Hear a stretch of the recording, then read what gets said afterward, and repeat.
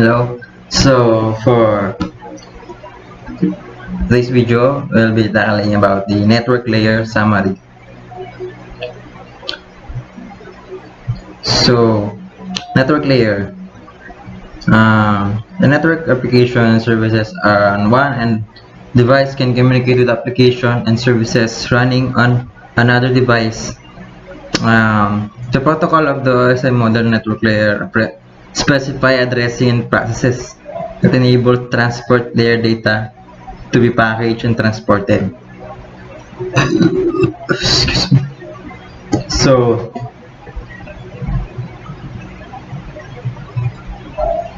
network layer protocols is composed of routing routers configure a Cisco router and that's all. Now let's start with the network layer in communication. So the first one is the network layer.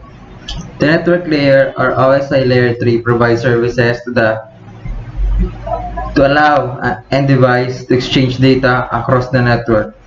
To accomplish this end-to-end transport, the network layer uses four basic processes. Number one is addressing end devices, encapsulation, routing, and de-encapsulation. Addressing end devices. End devices must be configured with a unique IP address for identification and the network. Number two is encapsulation. The network layer encapsulates the protocol data unit or PDU from the transport layer into a packet. The encapsulation process adds IP header information such as IP address of the source, sending the destination, source and destination, and receiving the host. Number three is the routing. The network layer provides the service to direct packets to a host to another network. To travel on another networks, the packet must be processed by a router. The role of the router is to select the best path and direct packets towards the destination host in a process known as routing. So the next one is the decapsulation when the packet arrives as the network layer destination at the network layer of the destination host. So the next one is the network layer protocols. There are several network layer protocols in existence. However, there are only two network layer protocols that are commonly implemented. Number one is Internet Protocol version 4 or IP version 4, and the next one is the IP protocol version 6 and known as IPv6. So the next one is the characteristic of the IP protocols. Number one is encapsulating IP.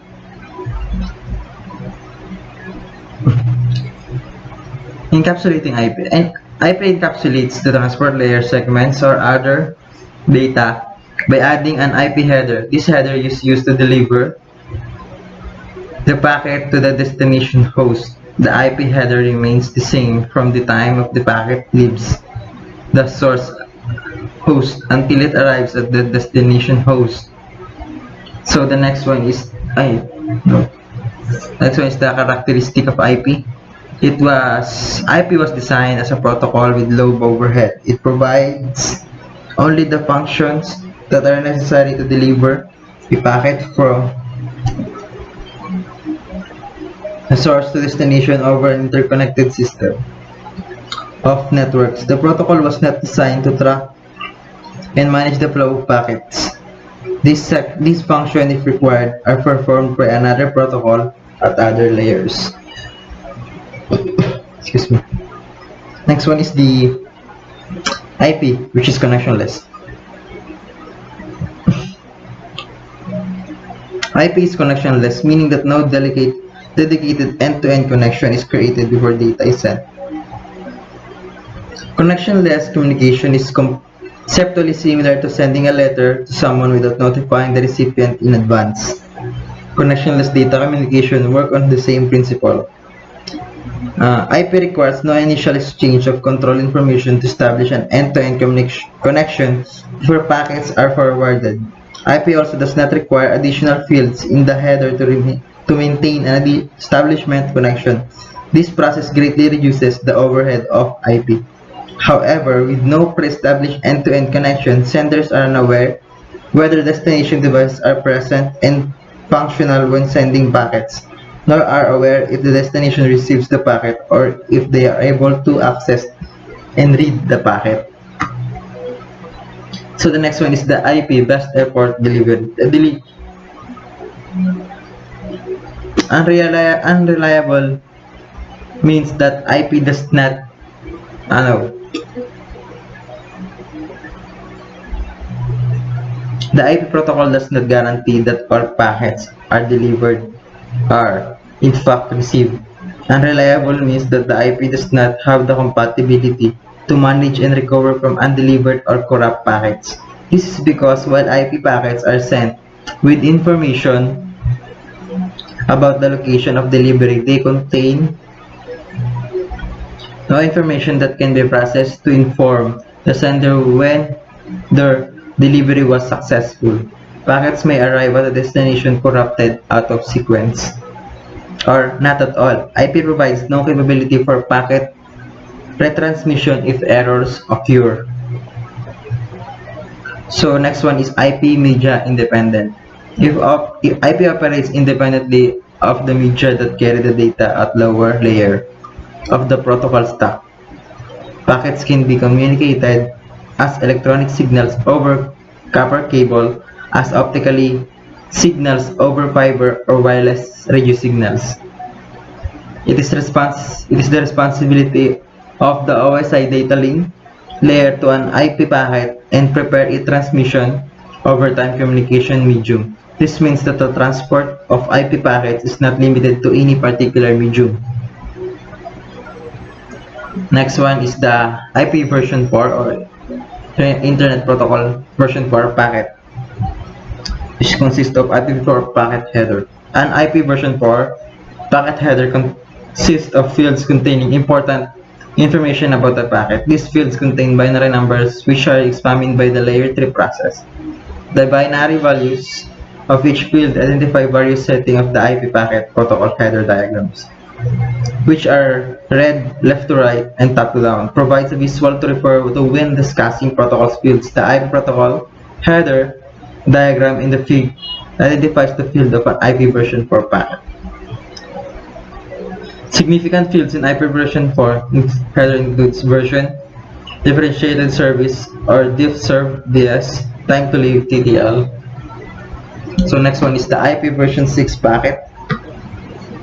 Number one is the limitation of IP version 4 into introducing the IP version 6, encapsulating the IP version 6, and last one is the IP version 6 packet header.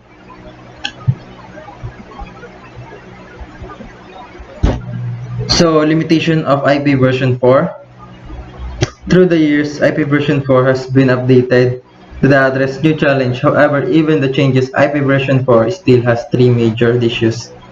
Number one of this is the IP addressing depletion. Next one is the internet routing table expansion and the lack of end-to-end connectivity.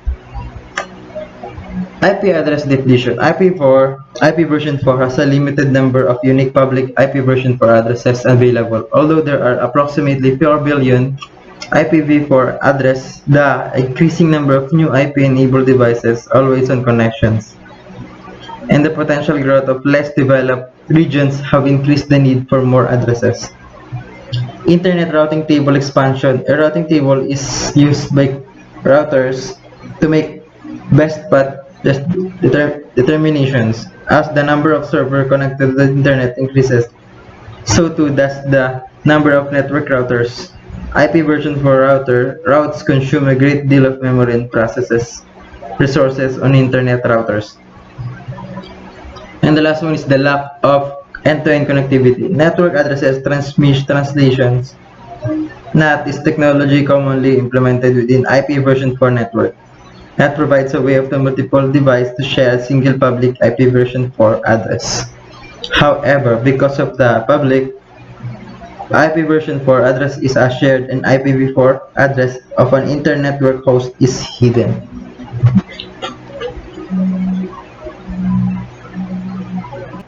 So, configure the default gateway. It's composed of default gateway for the host and default gateway for a switch.